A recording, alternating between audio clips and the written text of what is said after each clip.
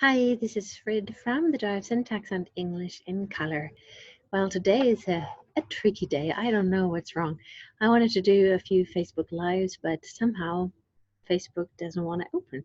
I don't know whether it's a problem with my computer or whether it's a problem with whatever, with Facebook or technology or anyway, I can work with Zoom. So I've decided, oh yeah, and then I was going to learn to do Instagram stories.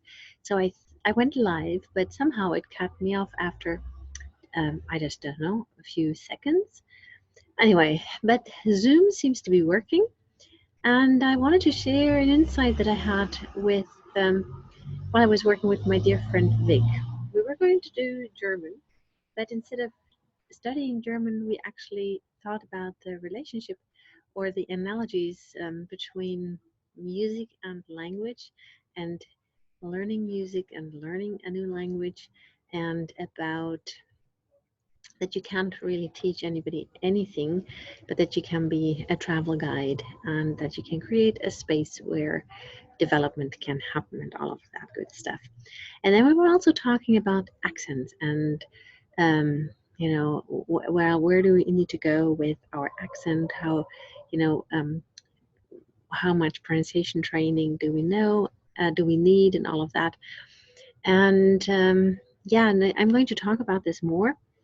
But one of the interesting things was that, sometimes when someone talks in a language that's not his mother tongue or his or her mother tongue, and the other party doesn't understand the person, they always assume that it's because the person made a mistake or is not a native speaker. But that's not necessarily the case. Sometimes, we often don't understand people from our own language group. Um, and there's so much involved in successful communication. And one thing is that you need to know enough about what could happen. You need to be able to anticipate um, certain words and structures, um, or you won't be able to understand them. But if you anticipate too much, then it actually interferes with successful communication. So if you're not able to anticipate anything, and that's the problem that a lot of learners have, you have struggled with listening comprehension and with communication.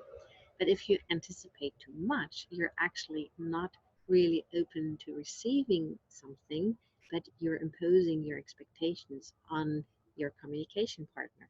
So you have to strike this wonderful balance between being able to have an idea of what might come to use. You have to have the concepts and the words um, in place so that you can receive ideas, but then you must make sure that the concepts and ideas that you have in place, that as receptacles, don't block your ability to open up and get the input. So this is a very tricky thing, and I'll think about that more, and I'll talk about this more, and I'll write about this more. But I just wanted to share this tonight, and I think I'll leave it at that. It's getting dark here. Thank God we had a little bit of rain, not enough, but better than nothing. And I will say good night from Aachen in Germany, and I'll talk to you in the next video. Bye bye.